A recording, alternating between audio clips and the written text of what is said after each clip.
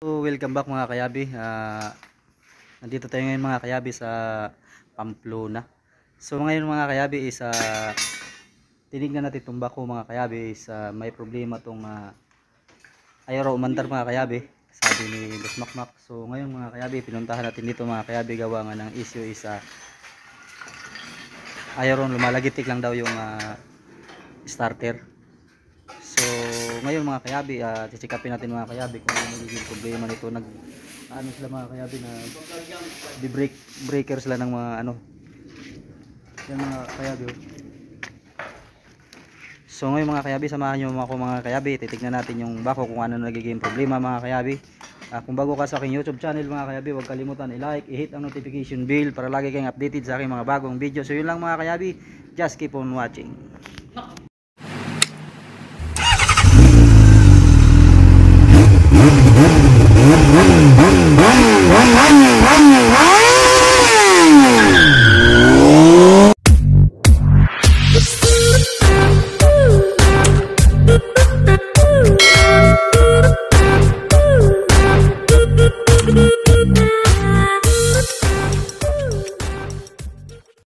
So yun mga kayabi, tinignan natin yung battery mga kayabi, gawa nga ng ang issue nito mga kayabi is lumalagitik lang.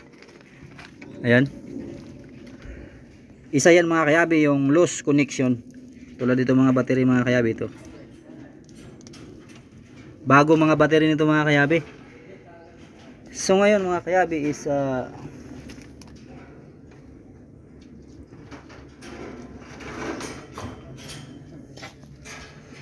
yung mga relay nito bago mga kayabi, yung problema bago. So doon tayo pupunta mga kayabi sa starter mga kayabi. Siguro ang problema nito mga kayabi sa starter mga kayabi is ang carbon brush or solenoid. So yun mga kayabi, nandito pala yung mga kasama natin mga kayabi, si pangalan mo? Ayan si Jeep, nagtitibag yan, tinitibag nila yan mga kayabi, yung pader na yan. Sila yung manpower ni Boss Makmak Andaya. Ayan mga kayabi, shout out pala kay Boss Makmak Andaya mga kayabi. Papunta na siya ngayon mga kayabi, gawa nga ng itong bako ginagawa natin mga kayabi, gawa nga ng ayaw daw mandar.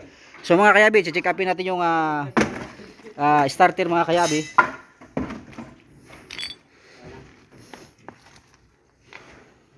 Kumatsu to mga kayabi, kumatsu. Oh. Mamaya.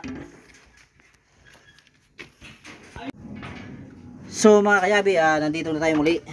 Tinanggal natin yung starter mga kayabi ng 4D30 Mitsubishi mga kayabi, gawa nga ng ang possible cause nito mga kayabi, gawa nga ng lumalagitik solenoid or carbon brush. Yan mga kayabi, tinanggalan natin yun. Tapos dito mga kayabi, ginawa natin yung gagawa natin ng paraan, kasi yung alternator mga kayabi tagilid, magiging puwersado ang bearing mga kayabi, sisirain yung bearing. So gagawa natin ng idea yan mga kayabi para dumiretso yung, hindi 100% yan mga kayabi, 100% yan na hindi 100% na didiretso ang alternator, pero mas magandang gawin mga kayabi, ibabalik natin siya sa dati kasi gawa nga ng tagilid. Yan, gagawa natin ng paraan yan. Sabi ni Musbak, gawa natin ng paraan kasi may gagawin mga kayabi, mag-breaker pa ron, no? Yun. So yun mga kayabi, magbabalik ako mamaya lang. Just keep on watching lang mga kayabi. Yun mga kayabi, pinalitan natin pinahinang natin ito mga kayabi. Ito. Kasi sa sobrang paandar ng mga nakaraan mga kayabi, bago paandar yung bako, nababad siguro sa sa start, kaya nalusaw ito mga kayabi. Ito tsaka ito. Tapos pinalitan na rin natin ng 24 volts na solenoid mga kayabi. Yung mga kayabi, yan ay pandalusaw mga kayabi, kaya pinalitan natin ng pinahinang. Ayan.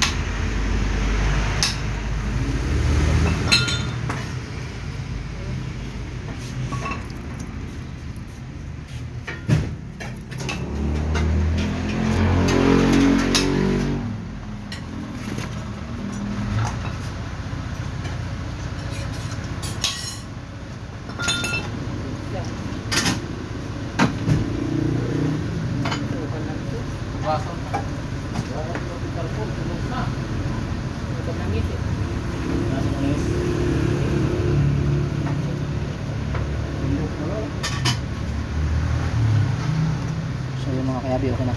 Kabila, okay naman yung kabila mga kayabi.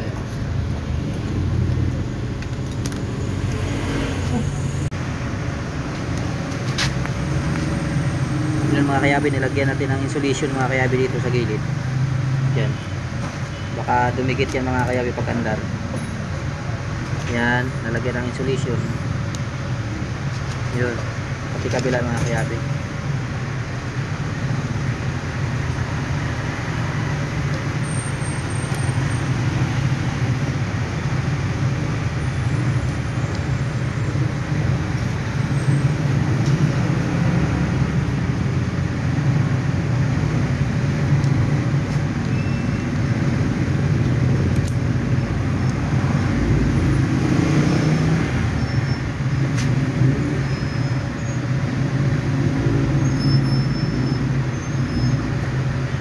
Aron, gustuin na.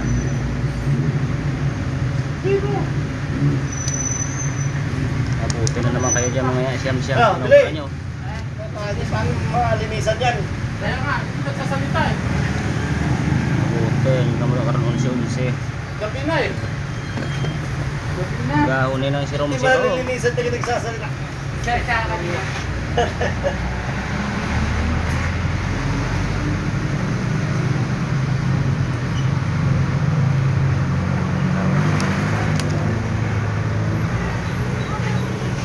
Piso So, lang?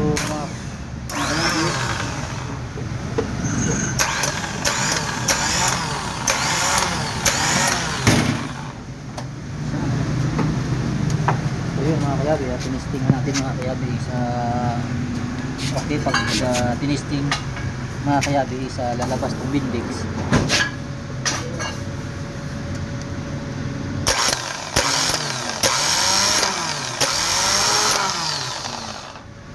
% yan mga kayabi, under na yan. Magbabalik kami mga kayabi, just keep on watching lang. So, welcome back mga kayabi. Ang ginawa natin mga kayabi, ang starter mga kayabi, pinakita ko na sa video mga kayabi. Pinalitan natin ng solenoid mga kayabi, carbon brass holder. Nakita nyo naman mga kayabi, yung mga brass holder is natanggal na yung mga hinang. So nakita nyo naman doon kung paano ang preparasyon na ginawa natin para palitan natin ng solenoid. Ginawa natin, hininang natin yung carbon brass holder, gawa nga na natanggal. So ngayon mga kayabi, basic idea mga kayabi, nakita nyo naman itong solenoid. Ito mga kayabi, ito yung sa start mga kayabi. Yan. Kung gusto nyo irekta, halimbawa wala kayong ideya mga kayabi, ayaw umandar sa susi, naglulos. Ngayon mga kayabi, ang gagawin nyo lang mga kayabi is pagkukuha kayo ng one piece of tools, any kind of tools mga kayabi, mga bakal, anything, basta bakal siya mga kayabi na magkukontak siya ng ganun. I-direct nyo mga kayabi, halimbawa ayaw umandar doon sa relay, kasi minsan mga kayabi ang relay, yung static relay, yung nandoon mga kayabi, yun o, yun nasa ilalim mga kayabi, doon sa tabi ng baterya. Minsan yung static relay, hindi yun nagpapangsyon, lagi tick lang, maririnig yung tak tak tak, ganun lang. So ngayon mga kayabi, kung gusto nyo umandar siya agad na rekta, dito ka, pumunta mga kayabi, ito yung sa start, itong circuit na to, ito yung linya na to, ito, yung isang pirasong to, ayan, ito yung live mga kayabi, galing ng baterya, ito. So ang gagawin nyo mga kayabi, irekta mo lang, tapos idikit mo yung dalawa, igagano mo lang, pak, re-redondo yan mga kayabi, kung wala lagi yung problema ang starter. Ngayon mga kayabi, pag nirekta mo na dito at malakas ang baterya at ayaw pa rin umandar, possible cause, starter, solenoid, carbon brass, maraming possible cause mga kayabi kung ano nagiging problema. Kung lagi tick lang, kung alam nyo mga kayabi na 100% yung baterya nyo is fully charged, sigurado mga kayabi dito aandar siya. Pag ganun mga kayabi, nirekta nyo na dito, ginanon nyo na ng nirekta mo na tong yabi, nirekta mo na ng ganon, dinikit mo na ng ganon, ayaw rumidondo, may problema po ang starter. Or nakislap lang, kasi kadalasan pag mga sira yung carbon brass, nakislap lang yan mga kayabi, lagitik. Yun lang ang maririnig nyo mga kayabi, yun lang yung sound na maririnig nyo. So yun mga kayabi, basic technique lang yun mga kayabi, just in case na ayaw umandar, sira yung static relay, yung tinuro ko doon kanina, yung 2 piraso. Yung battery relay yun at saka starter relay. So papunta, ito yung connection mga kayabi, ito yung papunta galing doon, ito sa starter relay. Ito yung papunta dito sa start, ito yung start mga kayabi. So ikakabit na natin.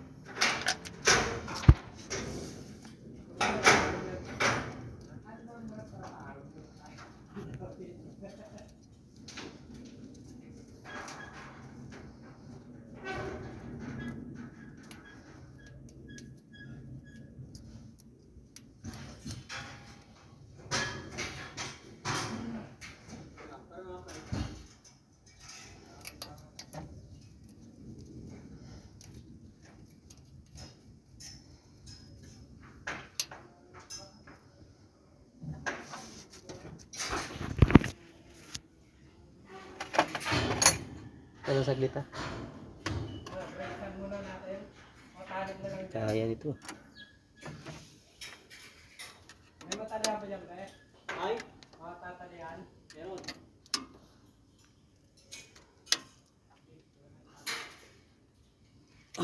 So yun mga kayabi, yan yung sa start. Papuntang susian yan mga kayabi. Starter relay muna bago sa susian. So yun mga kayabi, magbabalik ako mamaya maya mga kayabi. Pag fully finish na tayo mga kayabi, mayroon pa tayong ikakabit dito, alternator, i-align pa natin yan. So just keep on watching lang mga kayabi, magbabalik ako mamaya maya. So welcome back mga kayabi. Natapos na natin mga kayabi yung ating ginagawa. Yun, okay na. Starter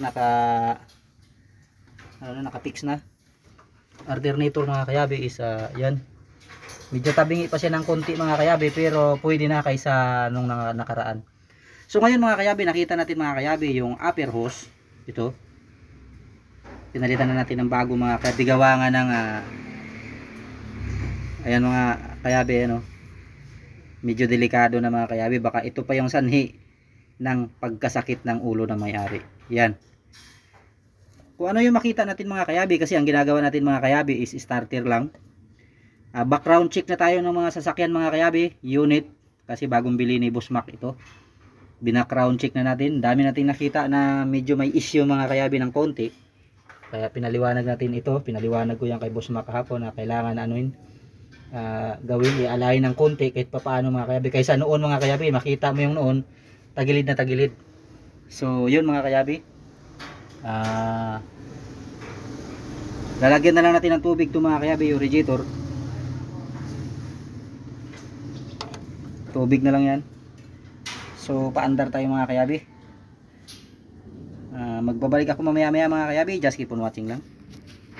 So yun mga kayabi, pinaandar na natin mga kayabi, yun umaandar na mga kayabi. So nandito pala si Michael Jackson mga kayabi yan. Baka mayroon kang isa shout out. Boss Maki. Oh, Boss Maki daw, shout out daw si Maki. So yun mga kayabi, pinaandar na natin yung backhoe mga kayabi. So ngayon tagumpay na tayo mga kayabi, umandar na.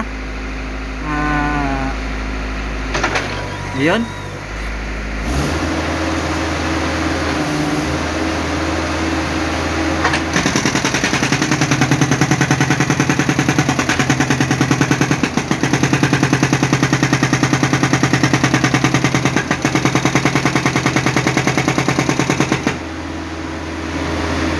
Tinisting agad mga kayabi. Yan.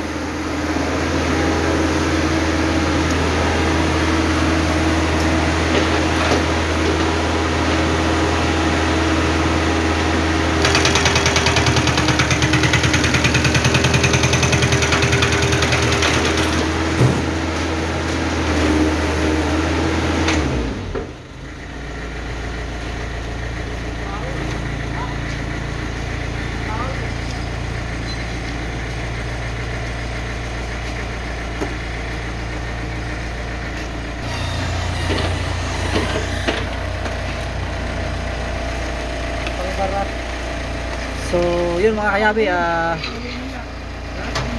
tagumpay na tayo mga kayabi, umaandar na.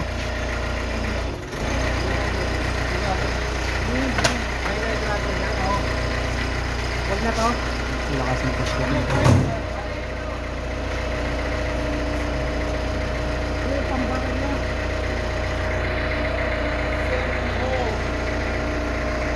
Komatsu mga kayabi. May breaker, maliit lang naman ito mga kayabi. So yun oh, active na mga kayabi yun.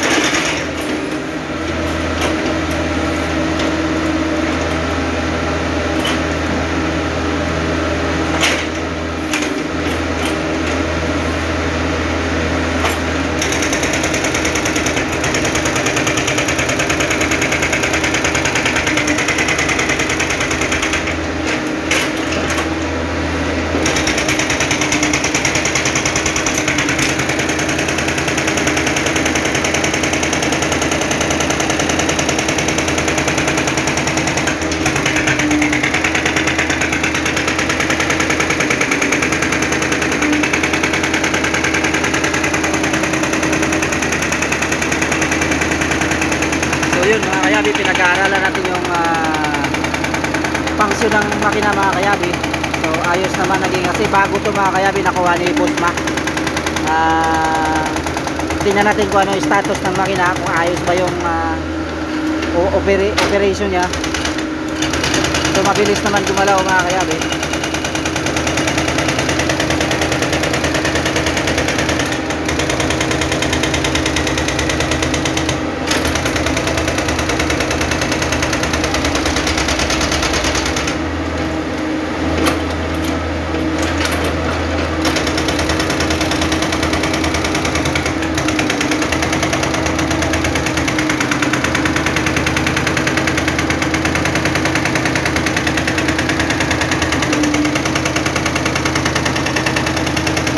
Yun mga kayabi, shout out pala kay Ethan ng Barquilla mga kayabi.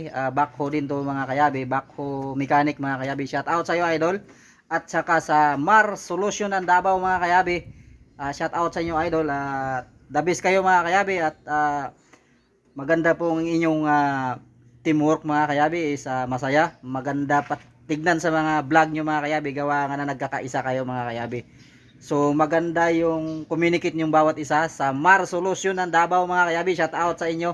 Nag-PM ako sa inyo noong nakaraan mga kayabi, pinasisend ko yung mga pangalan niyo mga kayabi, hindi nyo ako na-replyan. So shout out sa inyong kabuuhan at samahan, Mar Solution ng Davao. So shout out sa iyo mga kayabi, kay Ethan Barquilla ng Pililla Rizal. Idol, shout out sa inyo idol. Maraming salamat at nireplyan mo ako kagabi ng aking PM.